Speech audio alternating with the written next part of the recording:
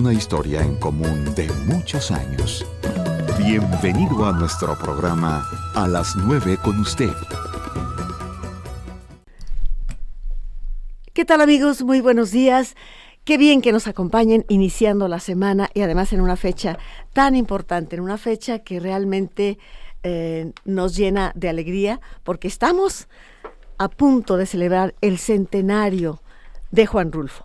Hoy es un programa muy especial. Hoy trabajaremos sobre Juan Rulfo, hoy lunes 15 de mayo, preparándonos para la fecha del centenario, que es mañana 16 de mayo. Así que será un programa muy especial y además estamos de manteles largos. Volvemos, o mejor aún, iniciemos nuestro programa. Adelante, Edgar, por favor. De los cerros altos del sur, el de Lubina es el más alto y el más pedregoso.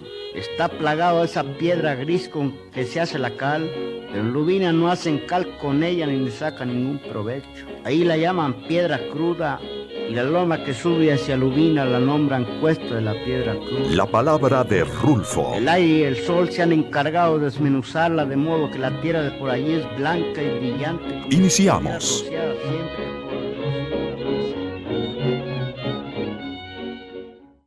Iniciamos nuestro programa con muchísimo gusto, con emoción, con deseos de que esta sea una gran semana para todos ustedes y de que participemos con la lectura y la relectura y análisis y bueno, y escuchando a las voces autorizadas, literatos, maestros, doctores en letras. Y bueno, es el caso, sí es el caso, hoy precisamente porque nos acompaña Silvia Quesada, la doctora Silvia Quesada, en un programa más dedicado a Rulfo que quisimos que fuera hoy lunes, previo al centenario. ¿Cómo estás, Silvia? Muy buenos días. ¿Qué tal? Muy buenos días. Feliz de estar aquí en el Día del Maestro. Felicidades, Yolanda. Gracias. Igualmente para ti, Silvia, una gran maestra. Y hay que decir que Rulfo también nos ha enseñado tanto. Es uno de los maestros de la cultura mexicana, indudablemente. ¿Qué te parece todas estas actividades que se están organizando en torno a Rulfo? Qué bien, ¿no? Muy justas. También, como se dice, bastante necesarias, porque un centenario siempre es la ocasión de reconsiderar a una persona, su entorno, el crecimiento del entorno y del personaje. Creo que es el mejor pretexto para volver a leer a Rulfo. Creo que sí, y valdría la pena mencionar que, bueno, desde que el mes inició hemos estado celebrando a Rulfo, de hecho desde que el año inició, en este caso del programa, pero hay que recordar que fue una brillante participación la tuya y quiero agradecerlo públicamente en la conducción de la mesa Rulfo que hicimos en el marco del Seminario de Cultura. Gracias, Silvia, con la participación de Guillermo García Oropesa, de Jorge Sousa, y qué bonito el cierre con Alicia Pérez Rulfo, ¿verdad? Creo que fue bastante emotivo, la gente muy contenta de poder escuchar de una voz consanguínea, sí, recuerdos de Rulfo. Y anécdotas, y la manera tan sencilla que doña Alicia nos compartió, ¿no? Todas esas anécdotas. Bueno, me gustaría que diéramos algunas invitaciones, si te parece, en relación con Rulfo. Que sí. Por ejemplo, mañana habrá una sesión solemne en el Congreso del Estado para conmemorar el centenario de Juan Rulfo, y esto será mañana 16 de mayo a las 12 del día en el recinto del Palacio Legislativo. Y fíjate que en ese evento está presente, para considerarse como una voz joven representativa de que Rulfo sigue siendo leído por los jóvenes, un estudiante de la maestría en estudios de literatura mexicana, quizá el estudiante con un mejor promedio y más destacado de entre ellos de esta generación, Luis Jorge Aguilera Gómez, a quien le mandamos un saludo porque sé que nos está escuchando. Qué maravilla que los jóvenes sigan enriqueciéndose, interesándose primero y recibiendo esa herencia maravillosa de Juan Rulfo. También estará un gran escritor, Eugenio Partida, y se van a leer fragmentos de la obra de Juan Rulfo. Por ellos, Eugenio Partida y Luis Jorge Aguilera. Sí, esto es mañana a las 12 del día en el recinto legislativo. Sesión solemne, 16 de mayo de 2017. Y luego tenemos también la premier mundial de la serie documental 100 años con Rulfo. Esto será mañana en la Sala Guillermo del Toro, con entrada gratuita. Estará Juan Carlos Rulfo y es una participación de Secretaría de Cultura con motivo del centenario. Pues siguen las actividades y no hay que olvidar, por supuesto, que desde la semana pasada, desde el viernes, se iniciaron en San Gabriel, Jalisco, la serie de festejos. El sábado por la noche se va a estrenar una película, va a la Filarmónica, en fin, fiestas y fiestas. Pero no olvidemos, el mejor homenaje para un escritor es irnos a su obra, leer su obra, ¿no, Silvia? Fíjate que me tocó también, hablando de las actividades en Sayula, estar presente en una obra de teatro en torno a Anacleto Morones. Me encantó porque fue en las ruinas que están cerca del santuario, ahí pegadito a un lado, y realmente mucho público, mucho interés, y luego la gente salía diciendo, luego de esta pieza me voy a leer el cuento. Eso es lo maravilloso de cuando se recrean pues obras como esta. Anacleto Morones, que bueno, recordemos El Rincón de las Vírgenes, esta película que tuvo muchísimo éxito, protagonizada por Alfonso Arau, y bueno, es la historia, y es un Rulfo lleno de humor, ¿no es cierto, Silvia? Es cierto, nos da muchísima risa cuando las personajes se expresan de Anacleto Morones o dialogan con Lucas Lucatero. Es cierto, y escenificado yo me reía bastante, decía, qué increíble es cuando se escucha la voz propia de la gente del sur de Jalisco.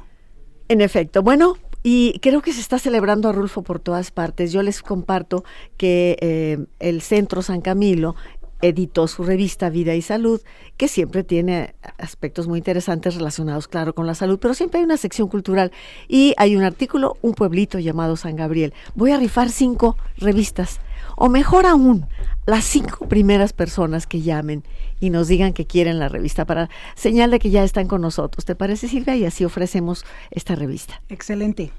Un pueblito llamado San Gabriel. ¿Cuál es el libro al que hoy le vamos a dedicar nuestro tiempo, Silvia? Me gustaría hablar de Cartas a Clara, de Juan Rulfo, un libro que apareció en el año 2000 en España con el título Aire de las Colinas, y que estuvo por mucho tiempo en mi librero con una reticencia lectora de mi parte. No me encontraba feliz de tener este libro en mis manos, a pesar de ser de uno de mis escritores favoritos, porque pensaba en la autocrítica de Rulfo, y me decía, a Rulfo le hubiera gustado que yo me entrometiera, para usar una palabra jalisciense, que yo me entrometiera en su vida. Le hubiese gustado saber que nosotros entraríamos en su intimidad, y ahí el libro seguía en el estante, ¿no? Me invitan en la Casa Zuno de la Universidad de Guadalajara a ofrecer un curso denominado ¿Cómo se escribe una carta de amor? Y de inmediato pensé en Sara Amarás, de Juan José Arreola, y pensé en las Cartas a Clara de Juan Rulfo. Y entonces, con mucho pudor, esa es la palabra exacta, entré a este libro. Un libro que conjunta poco más de 80 cartas escritas por un Juan Rulfo enamorado entre 1944 y 1950 a Clara Angelina Aparicio, una novia de la Ciudad de México que él conoce aquí en Guadalajara, porque ella estaba vecindada acá por esos años, y de quien se enamora tan perdidamente que la lleva al altar en 1948. Después de 4 años de novios. Ella era muy joven, por eso esta espera. Ella tenía 11 años menos que él, y entonces lo sabe y le dice a Juan, cuando él la pretende, hay 3 años para que tú me cortejes a distancia por mi edad, precisamente. Estaba esta conciencia en la mente de Clara Angelina. Bueno, pues me encanta como lo has dicho con esa claridad, y además coincido contigo totalmente. Cuando yo supe de la salida, y tengo la primera edición de Aire de las Colinas, Sí. A mí me molestó muchísimo y supe perfectamente, me pregunté a mí misma, ¿esto Rulfo se habría retorcido y se hubiera dado 2 vueltas en la tumba al saber esto? Porque realmente es tan íntimo, es un Rulfo tan enamorado como nos ponemos enamorados y cursis todos los que hemos amado alguna vez y seguimos amando, ¿no es cierto? Dicen que las cartas de amor son siempre cursis. Pues sí. Lo dice Fernando Pessoa. Y entonces imagínate el ejemplar que yo tengo, que es un ejemplar gratuito que distribuyó la Secretaría de Educación Pública. Tuvo un tiraje de 23,521 ejemplares. Yo no sé si todos los profesores lo leyeron, pero con un tiraje tan intenso, necesariamente muchos miles ya nos hemos inmiscuido en la vida privada de Juan Rulfo. de Juan. Y no solo inmiscuido, te aseguro que muchas personas habrán leído este libro y no habrán leído Pedro Páramo o El Llano en Llamas.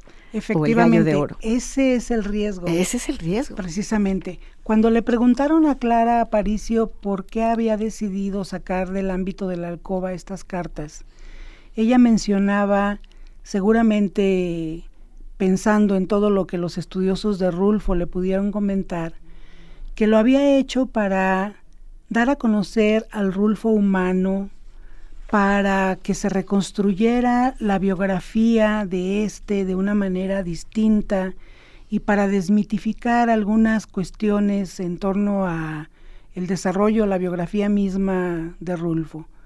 Los que ya habíamos leído la obra previa, sinceramente sí encontramos algunas novedades. Es decir, sí le doy la razón a doña Clara desde este punto de vista que nos reconstruye al hombre, pero como lectora me sentí decepcionada cuando leo estas cartas, precisamente porque nacieron del corazón del instante, son postales instantáneas y de ninguna manera considero que a él le hubiese encantado que éstas estuvieran en el ámbito público. Creo que de ningún modo le gustaría que nosotros hubiéramos entrado a esta cuestión, ¿no? En estas cartas hay, por ejemplo, diminutivos dedicados a Clara bastante folclóricos. Le dice, por ejemplo, pedacito de jitomate, le dice chachinita mía, chachita, y algo que llama poderosamente la atención, el tratamiento de maye, el que es como una manera de madre en México, y este tratamiento nos hace ver, sí nos hace sentir aún la orfandad que Rulfo siempre tuvo con esa historia tan triste que todos conocemos de sus padres muertos a tan temprana edad de él y su estancia en el orfanatorio Luis Silva. Aunque él en alguna entrevista para la revista Siempre, por ejemplo, comentara que ni siquiera conoció a su padre y él no tenía esta claridad de ese sentimiento de orfandad que todos le achacamos cuando leemos sus obras. Bueno, qué bien lo has comentado, Silvia, porque en alguna parte, voy más allá, esa necesidad de una madre y ese complejo que Freud maneja también. Hay una parte explícitamente, Rulfo le escribe a Clara, lo recordarás, y le dice, he conocido a muchas mujeres, pero ninguna se parece más a mi madre que tú. Y también, fíjate, él también se despide diciéndole, tu hijo, Juan. Fíjate. En ocasiones se despide diciéndole, tuyo, sí, te ama, o simplemente Juan, pero varias ocasiones se despide como tu hijo. Y esto llama poderosamente la atención. Sí. Pues yo también lamento que se hayan escrito esas cartas, y cuando se insiste en incluso la respuesta de Clara Aparicio cuando dice desmitificar, yo creo que los mitos hay que dejarlos en paz y no se desmitifican encontrando en sus vidas privadas que deben respetarse datos y enseñanzas y bueno, eso es un punto de vista. Habrá quien disienta de esta servidora, pero a mí también me molestó que se hubiesen publicado las cartas de Clara Aparicio. Creo que debieron haberse guardado como un documento, no para publicación. Quizás 50 años después de la muerte de Clara, por ejemplo, cuando otros lectores pudieron tomarlas a consideración, como es el caso de muchas piezas que están ahí guardadas de Octavio Paz y de Carlos Fuentes, quienes decidieron que fueran dadas a conocer esos epistolarios 50 años más tarde. Sí, cuando ya no está Clara protagonizando y no se siente un lucro con la obra de Rulfo, ¿no? Exactamente, lo has dicho muy bien. Pues amigos, ¿ustedes qué opinan de todo ello? Ojalá que quieran participar con nosotros. 3030-5326, 3030-5328. Ya tenemos aquí las primeras llamadas en este primer programa, pero vamos a ir al corte y regresamos después para dar a conocer los nombres de las personas que se llevan ya su revista. Adelante el corte. A las 9 con usted. Continuamos. A las 9 con usted. Regresamos.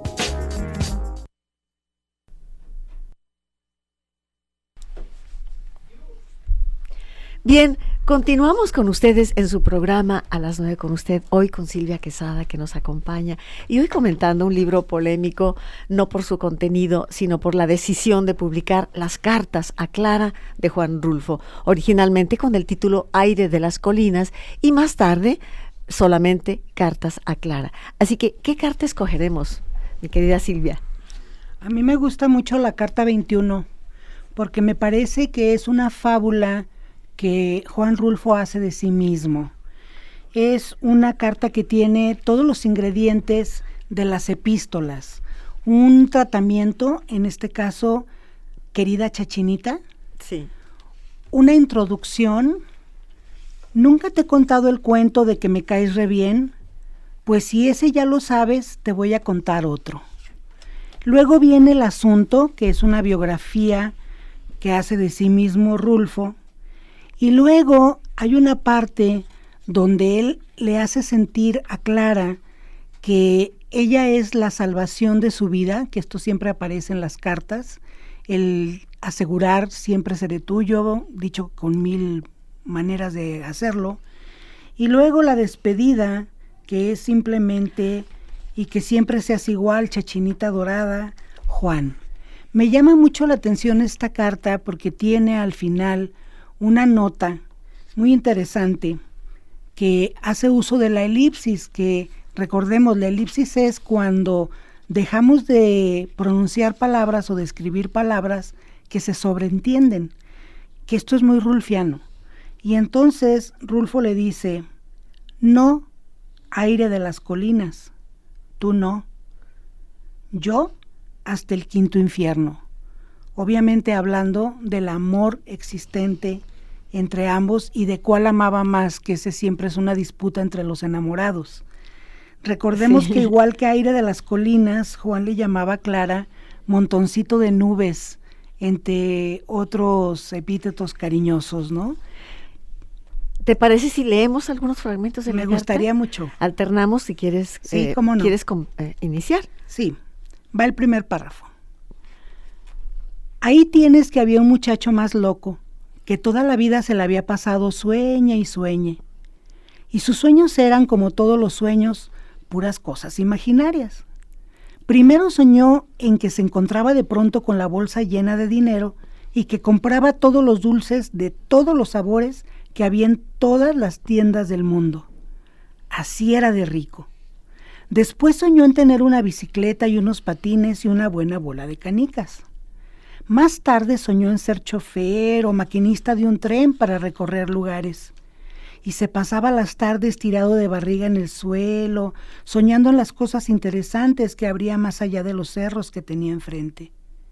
En el pueblo de él había unos cerros muy altos, y a veces soñaba ser un sopilote y volar muy suavemente como vuelan los sopilotes, hasta dejar atrás aquel pueblo donde no sucedía nunca nada interesante.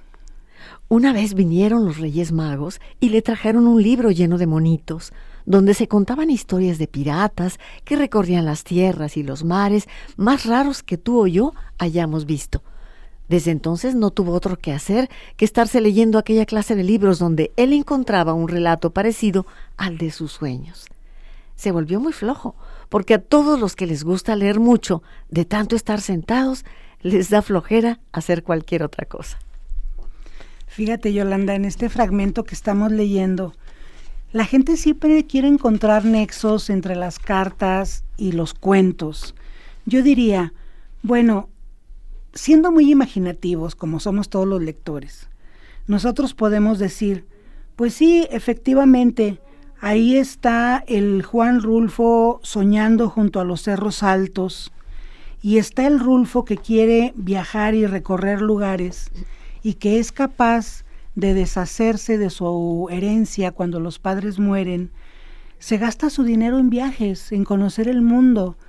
Primero está con un grupo de alpinistas, de un tipo de Boy Scouts, y luego por sí mismo se va a la Jusco y recorre muchas otras geografías hasta quedarse sin dinero para hacer realidad ese mundo de puras cosas interesantes.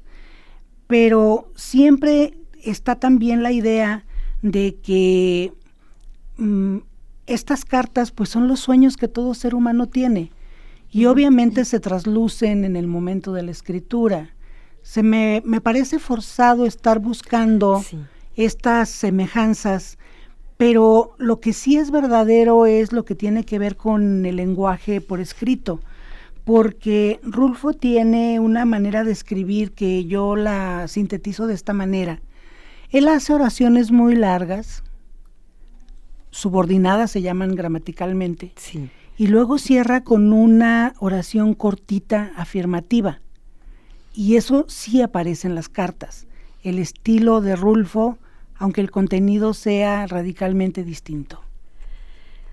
¿Quieres que sigamos con el otro fragmento? Claro. Bueno, aquí hay algo más, dice. Al muchacho este del cuento que te estoy contando, lo salvó la campana en aquella ocasión. Se le murieron sus papás, casi los dos al mismo tiempo, y lo dejaron pobre. Eso fue lo que lo salvó, porque si lo hubieran dejado rico, como era quizás su cálculo, ahorita sería uno de esos tipos borrachos que andan en coche por las calles atropellando a todo mundo. O ya se hubiera muerto, fastidiado de la vida, con lo desesperado que es. Eso le hubiera pasado. Pero nada, Dios sabe lo que hace con sus criaturas. A veces piensa él, ahora que ya está grande y que comienza a tener uso de razón, que no debía haber hecho muchas cosas que hizo. Lo piensa nada más por encimita, pues cuando tú le dijiste aquello de que no había que pedir perdón ni arrepentirse de nada, él estaba de acuerdo contigo, pues sabía que el significado de eso era que no se debía hacer nada por lo cual tuviera uno que pedir perdón o arrepentirse después. Ese muchacho del que te estoy platicando despilfarró lo que le dejaron, porque al fin de cuentas sí le dejaron algo. Quiso hacer reales sus sueños y se fue a vagabundear. Por eso me encanta este cuento, Yolanda, porque es totalmente autobiográfico. Nosotros sabemos que matan al padre a mansalva en el campo, sabemos que a partir de ahí surge el título del Llano en Llamas, sabemos que la madre quizá muere de un infarto al corazón años después, sabemos de esta estancia del niño huérfano en el Luis Silva y también de esa ansia que él tiene de salir a la calle, de vivir la vida. No le gustaba la vida de los pueblos, amaba la vida de las ciudades. Es decir, todas estas cuestiones biográficas están de alguna manera razonadas en esta fábula. Me parece muy interesante que él esté hablando de alguien que es él mismo como en tercera persona, como para mirarse de lejos y observar cómo ha sido la vida. Rulfo decía que en sus cuentos y en su novela no había nada biográfico, pero nosotros, sus lectores, nos damos cuenta que, por ejemplo, en la historia de Diles que no me maten, hay una pequeña venganza de Juan Rulfo en contra del asesino de su padre, y él mismo, si hacemos una lectura atenta, se coloca como el militar que va a justiciar a este personaje. A Ambrosio Nava, ¿no? Que fue el que lo asesina. Ambrosio Nava, a Don Cheno, Juan Nepomuceno Pérez Rulfo. 1923, efectivamente era muy niño Juan Rulfo. A mí me llama la atención también, como lo has dicho, cómo es que él encuentra la respuesta de su vida con Clara. Y la ubica, nuevamente aparece aquí Maye. Yo creía que ese destierro en que vivo no iba a ser tan difícil. Se refiere a ella como Maye, madre. Se supone que en esta carta él la tiene a ella como interlocutora, pero si nos damos cuenta es más bien como un monólogo y la escritura siempre salva y la escritura siempre es una terapia. Sí. Lo estoy mirando de esta manera cuando lo leo tan sincero y tan conmovido. Sí, hay una parte que no dejas de sentir hasta ternura por la vulnerabilidad de un Juan Rulfo en esa época, ¿no es cierto? Cuando dice, se despide, Clarice, estas pláticas que yo tengo con mi conciencia son a veces muy largas, duran días enteros, por eso no resulta que me ponga a contártelas en esta pobre carta. De verdad, cuídate mucho, come y duerme bien y sueña con los angelitos. Esta frase que decimos todos los mexicanos en algún momento, ¿no? Que sueñes con los angelitos que te dicen en tu casa, y sueña con los angelitos y no en esta cosa maligna que soy yo. Atención, fíjate cómo se contempla a sí mismo, ¿eh? Siempre se consideró un hombre malo. Sí. Siempre consideró que su vida había sido atroz.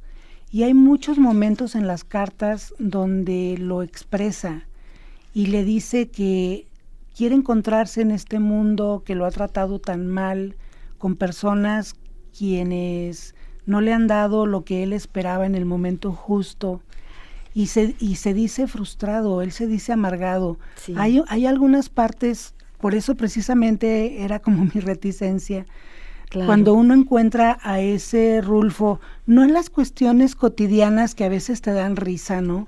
Como cuando él está platicando a ella que está preparando todo para la boda, y le dice cosas como esta, en la carta número 55, le dice, fíjate, ¿sabes que la tía Lola ya nos regaló una olla presto? Yo le pedí una cazuela, pero ella dijo que una olla era mejor, así que ya tenemos donde cocer los boboles. ¿Qué te parece? ¿No? Este Juan que se disminuye, juguetón, que ironiza, lúdico, que tal vez no conocíamos, sí se despliega acá. Silvia, a mí me llama mucho la atención un fragmento, un episodio, una parte de la vida de Rulfo que él tapó por completo, a la cual nunca se refirió. Y sin embargo, aparecen sus inquietudes en esta carta 21 y en otras, cuando dice, Dios sabe lo que hace con sus criaturas. Había una espiritualidad en Rulfo, aunque muy callada y oculta, que bueno, prueba de ello es que él pasa 2 años en el seminario, hay que decirlo, de 1934-35, Seminario San José, Conciliar del Señor San José, del 32 al 34, pero nunca habló del seminario y vaya, nunca se refirió a sus creencias, por lo de siempre, como que no da mucho prestigio creer en Dios en el mundo intelectual tan especial, ¿no es cierto? Tenía algunos mitos alrededor. Fíjate, en las cartas, él compara siempre a Clara con las vírgenes. Sí. Y dice que posiblemente compitan entre sí por la belleza y por lo angelical de sus rostros, y nombra algunas vírgenes. Si uno sigue el discurso religioso de las cartas, sí encuentra un hombre creyente, pero desengañado de la fe. A la obra de Rulfo se le ha calificado, se le ha etiquetado muchas veces como la de la muerte de la fe en las obras de Rulfo, lo mismo que en las de Yáñez. Sin embargo, en estas cartas aflora este sentimiento, ¿no? Cuando menos de espiritualidad, ¿no? Y recibiendo lo que en su entorno, el sur de Jalisco, nuestra zona, te entrega como un patrimonio, digámoslo así, a mí religioso. Me llama mucho la atención también cuando Rulfo fue entrevistado y le preguntaban sobre su estancia en el orfelinato. Él decía que los domingos eran tristísimos porque todos sus compañeros salían con familiares a paseo, menos Severiano, su hermano, y él. Y que a él le gustaba ponerse junto a una ventana, meterse de hecho ahí a la ventana, recargarse en ella y escuchar las campanas del templo del otro lado. Y esa circunstancia del tañer de las campanas y su alma es muy significativa de esa espiritualidad. Claro, y además esto sí aparece, emerge en la obra de Juan Rulfo cuando muere Susana San Juan y se dice las campanas tocaban mientras el pueblo estaba de fiesta. Así es. Razón por la cual Pedro Páramo dice, no quiero saber más de Comala y deja morir Comala. Sí. Pero bueno, estamos en vivo, amigos nuestros, si usted acaba de encender su radio. Silvia con nosotros, Silvia Quesada, la doctora Silvia Quesada, hoy platicando sobre Aire de las Colinas, las cartas a Clara. ¿Usted qué opina de todo ello? 3030-5326, 3030-5328. Ya tenemos las 5 llamadas que se llevan su revista.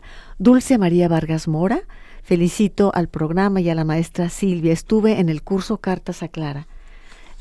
Ana Gabriela Muñoz Hernández también te felicita, así como María del Carmen Castillo y Marcela Robles y Francisco Álvarez. Ustedes 5 se llevan su revista. Marcela, María del Carmen, Ana, Dulce y Francisco tienen su revista con el artículo y entre otros artículos muy interesantes, pero a propósito de Rulfo, un pueblo llamado San Gabriel. Y bueno, vamos a avanzar antes del corte. Tenemos todavía unos 6-7 minutos, Silvia. ¿Con cuál carta vamos a seguir? Me gusta mucho esta fechada el 8 de abril del 48, cuando él responde a una carta donde Clara le envía una fotografía. En esa fotografía ella trae un mantón, está fuera de una iglesia y pues con una cara muy graciosa, digamos, porque se adivinan, ¿no?, hay pensamientos divertidos en la cara de ella. Él escribe esta carta, te voy a leer 2 parrafitos muy significativos en torno a este retrato para observar la sensibilidad que las imágenes le otorgaron siempre a Juan. Le dice: querida Mayecita, Sí. me dio mucha alegría verte aquí retratada. Parece una cosita de jugarreta este retrato tuyo tan suave, donde tienes todita la cara de ser muy traviesa. No por algo me parece que nací queriéndote, y nunca haré nada mejor que amarte mucho y sin fin, criatura mía. Me da gusto saber que arreglaste por fin lo de tu matrimonio para las 11 del día 23. Yo, como siempre te he dicho, te acompañaré, yendo a tu lado para que tú te cases. Iré a un lado tuyo y humildemente le pediré a Dios que seas feliz con todas mis fuerzas, y las fuerzas de mis pensamientos le pediré eso, porque yo sería el primero a quien le dolería mucho que no consiguieras la alegría que mereces. Es ella la que se casa, él la Ella solamente la acompaña, ¿te fijas? Sí. Esta tentación siempre de Rulfo de desprenderse del mundo y de ver desde arriba lo que está sucediendo en el entorno, incluso imaginario, ¿no? Es cierto, cuando le llama mujercita, y hay unas fotografías de ella con calcetines, ¿eh? Bueno, querida madrinita, le dice también. Sí, es otro de los tratamientos. Para todos los que quieran revivir imaginariamente ese momento, Clara y Juan se casaron en el Templo del Carmen. Como se acostumbraba. Que tenemos aquí a un ladito del exconvento del Carmen, ahí por la avenida Juárez y Pavo. Yo creo que es una iglesia digna de visitar y que también nos recuerda esos largos recorridos de Juan que hacía siempre desde la calle de Morelos, donde vivía en casa de una tía, hasta el Café Nápoles, que es donde ambos se conocieron. Uh-huh. Se casa el 24 de abril de 1948. Así es. Con chachina, hijita, madrinita, mayecita, así son los epítetos que le dice él y le escribe. Y se despide. Hasta luego, Clarushka. Sí, porque también hay que decir que Rulfo en estos años es un gran admirador de la cultura alemana y también se preocupa por lo ruso. Uh-huh. Y entonces juega inclusive la bautiza de diversas maneras, y también juega con algunas frases que se ponen de moda en aquellos años por las películas y las obras teatrales que se están exhibiendo. Podemos recoger en estas cartas el ambiente de la Ciudad de México, sobre todo el ambiente cultural, por lo que él nos está señalando que va a haber, ¿no? Era un cinéfilo también empedernido y en muchas ocasiones le recomienda películas a Clara. Y como tú lo has dicho, es interesante ver que generalmente trata de hablar en tercera persona hacia él. El muchacho que te quiere en tercera persona, o hacia ella. Dale muchos besos a la chachina. Sí. Y un grande y muy fuerte abrazo a su corazón. Te encargo mucho que lo hagas. Es que a veces, Silvia, cuando hay inhibiciones para expresar tus sentimientos, es más fácil hacerlo en tercera persona. Así es. O sea, en lugar de decirle a alguien te amo, yo sé de alguien que te ama. Efectivamente. Aquí sí se nota la timidez de Rulfo. Sí. Bueno, vamos a ir a un corte en este momento. Aproveche para marcar y nos da su punto de vista. Programa dedicado a Juan Rulfo, al ser humano, a la persona de Rulfo, hoy con nosotros presente, y estará sonriendo tímidamente o a lo mejor enojado, Silvia, porque estamos ventilando, ahora usando un verbo, un gerundio muy tapativo, estamos ventilando sus asuntos. Su vida privada. Hay más llamadas del público, las comentamos en un momento. 3030-5326, 3030-5328. A las 9 con usted. Continuamos.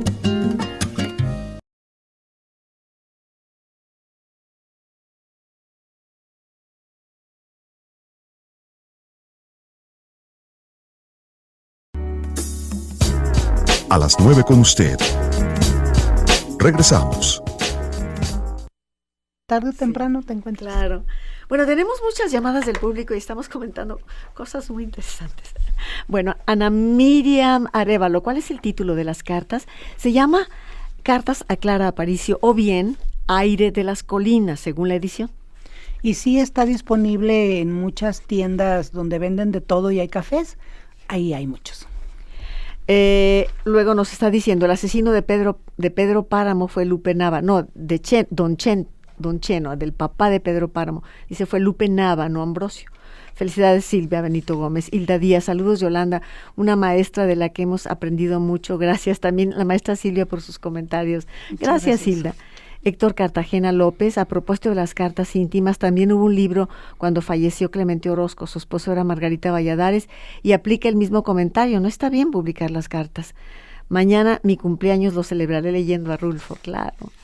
Irma Manzanares, felicito a la maestra Silvia Quesada, estuve en el evento Museo de la Ciudad. No, qué bien, muchísimas gracias. Silvia Rodríguez, felicito a las maestras Silvia y Yolanda, sus extraordinarios invitados, muchas gracias. Tere García, los felicito por el Día del Maestro, por la pasión con que imparten sus conocimientos. Te felicito, Yolanda, por el premio de Juan Rulfo. No lo había dicho, Silvia, pero muchas gracias, Tere. Bueno, yo creo que es importante señalarlo. Gracias. Aquí estamos igualito que hace un momento que hablábamos de que no nos gusta hablar en primera persona de lo que sucede. Bueno, nosotros estuvimos presentes, tuve la suerte de estar presente en el concurso que el Ayuntamiento de San Gabriel originó para este centenario de Juan Rulfo desde la llanura. Y bueno, en ese concurso recibimos 40 trabajos, se seleccionó un jurado de 3 personas, quienes nos reunimos para decidir cuáles eran los 3 mejores cuentos. Por unanimidad todos llevábamos uno en la mano, coincidíamos 2 jurados en otro de los cuentos y otro de los jurados traía también estos 2 cuentos y uno más que fue el que quedó en tercer lugar. Cuando nosotros comentamos las bondades de cada uno de los trabajos y estuvimos satisfechos de que estos serían los 3 mejores de entre los 40, uno de los jurados marcó al Ayuntamiento de San Gabriel para dar los nombres de los seudónimos. Y en ese momento... O sea, ustedes no ignoraban totalmente. Por supuesto. Las plicas se encontraban en San Gabriel, en manos de la persona que organizó, el cronista creo yo que era, yo ni supe bien quién, y luego pues nosotros los jurados acá en Guadalajara, ¿no? Cuando nos dicen los nombres a distancia, ahora que allá abren las plicas, y nos dicen en primer lugar, o el cuento Desde lo Alto, firmado por Columba, es de Yolanda Zamora Puente. Y nosotros nos volteamos a ver asombradísimos, y el segundo lugar corresponde a fulanita de tal y el tercero a sutanito. Y entonces los 3 nos volteábamos a ver porque dijimos, pero es que a todos los conocemos. Pero así es esto en la literatura es también una rueda de la fortuna. Y te encuentras a los amigos y a los conocidos en todas partes. Me encanta que lo cuentes, Silvia, y yo agradezco enormemente. Me emociona mucho que los 3 unánimemente hayan escogido. Llevábamos el cuento entre los 3 mejores, convencidos como lectores rulfianos. Es un cuento que yo no sé, yo supongo que una vez que se ha entregado el premio el próximo sábado 20 de mayo allá en San Gabriel, pues tú vas a hacer a un lado este pudor y vas a compartir con tu público el cuento, porque en realidad vale mucho la pena. Es un cuento que está afincado totalmente en el conocimiento de Rulfo. Muchas gracias. Mira, me emociona mucho y bueno, no lo había dicho, ya me habían reclamado. ¿Por qué no has dicho? Porque me hablaron desde la semana pasada, al día siguiente casi, ¿no? Y me emocionó muchísimo, te puedes imaginar. Y estoy muy agradecida pues que se haya elegido. Y sí, ahí estaremos en San Gabriel a recibir a unirnos al festejo de Rulfo. Se entregan los reconocimientos el sábado 20, ¿no? Si Así pueden, es. por ahí nos vemos. Creo que a las 12:30. 12:30. Ujú. Yo estaré aplicando el College Board en la Universidad de Guadalajara. Uy, no vas Pero a poder bueno, estar. Pero bueno, aquí te estoy felicitando. Muchas gracias, Silvia. Sí, sí es muy emocionante. Y bueno, fue un cuento, le digo a Silvia, escrito bajo un estado alterado de conciencia. Yo estaba, de plano, estaba tan emocionada con la obra de Rulfo. Acababa de dar un curso sobre él. Y en fin, te empapas de él y de pronto surgen las cosas, ¿no? Sensibiliza, por Sí, supuesto. muchas gracias, Silvia. Pero bueno, vamos a seguir hablando de las cartas hoy con la presencia de Silvia en nuestro programa Aire de las Colinas, cartas a Clara Palicio. Que por cierto, qué bella era esta señora, ¿eh? Esta mujer, Una esta mujer joven. muy bonita. Sí, tenía buen gusto también Juan. Rulfo, sí. Sí, Fíjate que entre las cartas hay una que es más bien un poema, que es la número 1. Más que una carta, porque no tiene las partes de una carta, es como una especie de poema, una declaración. Sí, me gusta más la palabra declaración que poema. Te leo. Desde que te conozco, hay un eco en cada rama que repite tu nombre, en las ramas altas, lejanas, en las ramas que están junto a nosotros, se oye. Se oye como si despertáramos de un sueño en el alba, se respira en las hojas, se mueve como se mueven las gotas del agua. Clara, corazón, rosa, amor. Junto a tu nombre el dolor es una cosa extraña, es una cosa que nos mira y se va, como se va la sangre de una herida, como se va la muerte de la vida. Y la vida se llena con tu nombre, Clara, claridad, esclarecida. qué belleza realmente. Qué hombre tan enamorado en ese momento. Se nota que son los inicios, es esa efervescencia, esas mariposas que sientes recorrer toda tu piel, ¿no es cierto, Silvia? Y me gusta muchísimo la salida de esa carta, la despedida, ¿Qué dice? porque nos habla mucho de esa espiritualidad que nosotros los mexicanos tenemos. Le dice, Clara, hoy he sembrado un hueso de durazno en tu nombre. Esto es una poesía, ciertamente. ¿Verdad? Pero fíjate el significado. Hoy he sembrado un hueso de durazno. ¿Qué significa? Tienen un proyecto juntos. Está sembrando una vida juntos a futuro. Y luego un durazno, es decir, un fruto aterciopelado, que huele bien, que tiene un corazón firme, el hueso del durazno. Sí. Y que además la palabra durazno es muy bella. Y también tiene una tradición desde Cervantes, la palabra durazno como signo de la carne perfumada del ser amado, ¿no? Sí, qué belleza. Ahora, este hueso de durazno me recuerda mucho un árbol que se plantó a la muerte de Rulfo, aquí por la avenida Chapultepec e Hidalgo. Hay un ahuehuete ahí primoroso que tenía una placa, que bueno, ya sabes, se la robaron, pero que en el 1986, no recuerdo si en enero mismo o en febrero, en esos meses, se plantó y hubo una gran cobertura por parte de los medios y la placa estuvo muchos años.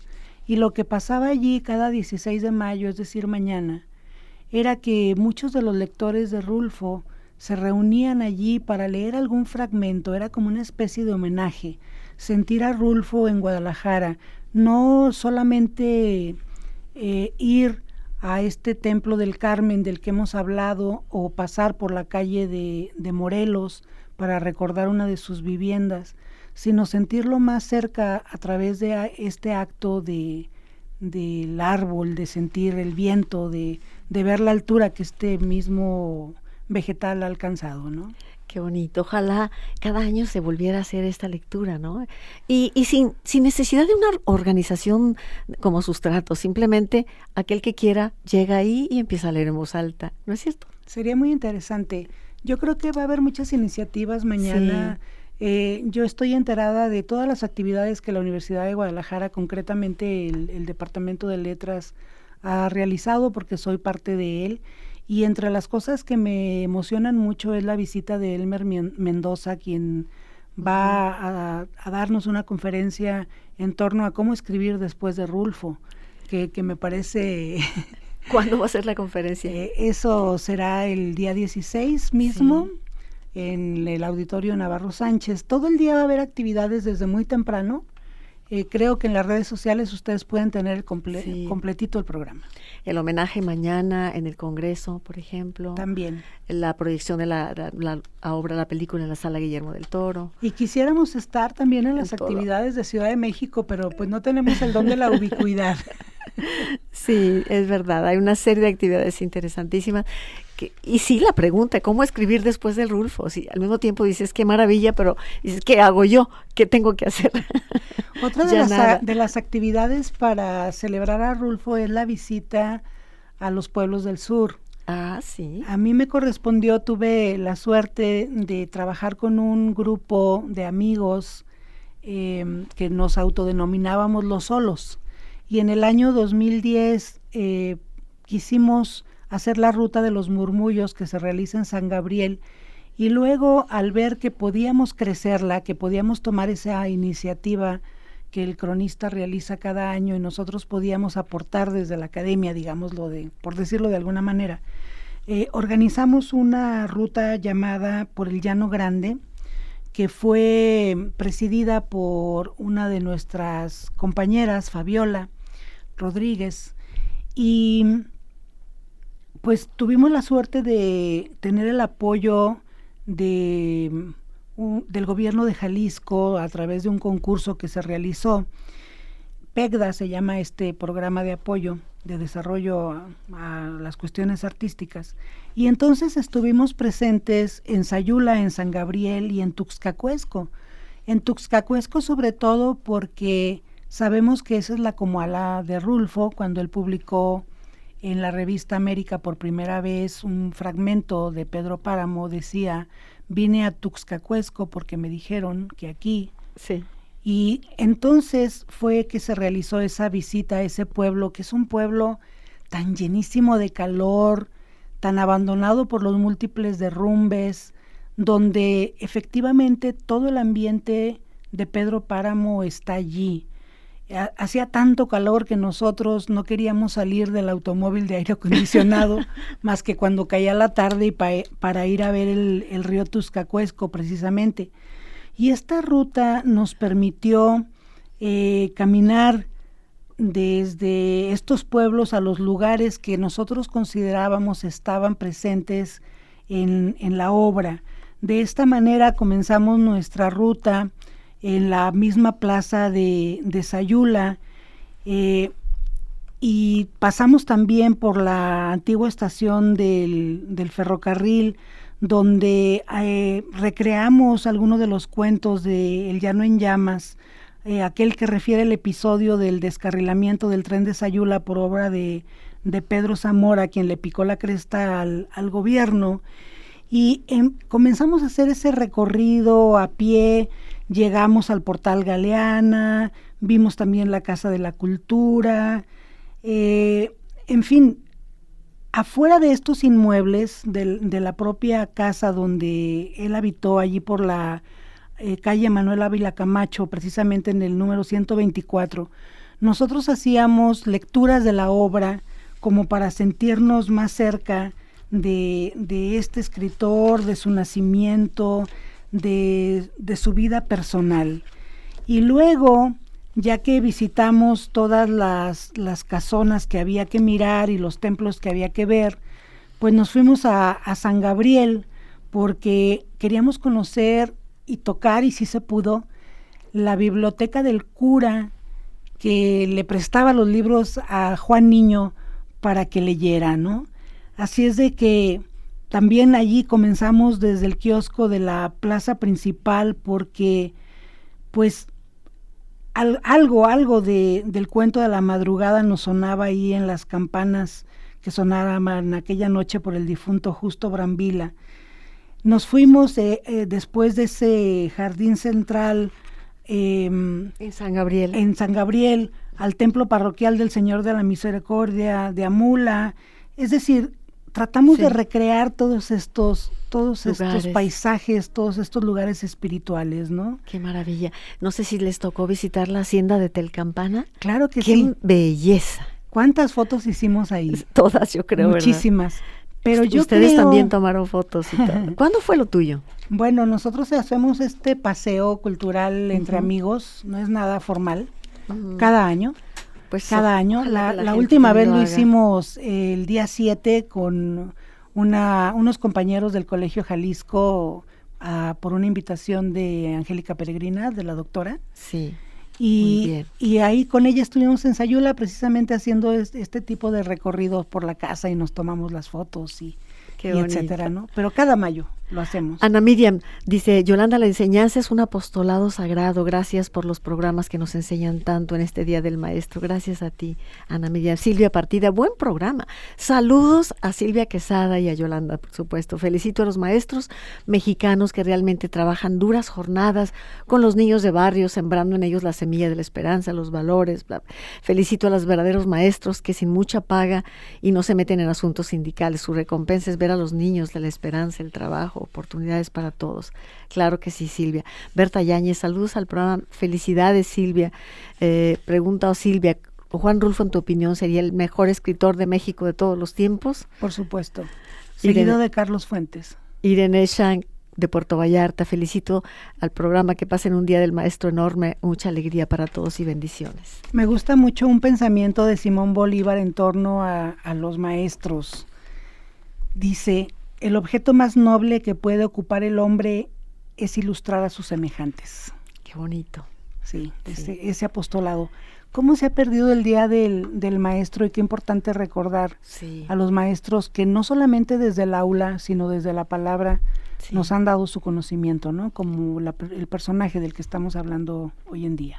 En efecto, qué importante. Fíjate, magisterio, el magisterium, ¿no? Este quehacer, oficio que requiere, exige una vocación, porque otros trabajos podrás medio pretender, pero el magisterio, si no llevas en el corazón la pasión por abrirle oportunidades al otro, difícilmente lo logras, porque la gratificación es esa, es el ser humano que abre como una flor gracias a tus palabras, a tu entrega de los buenos maestros.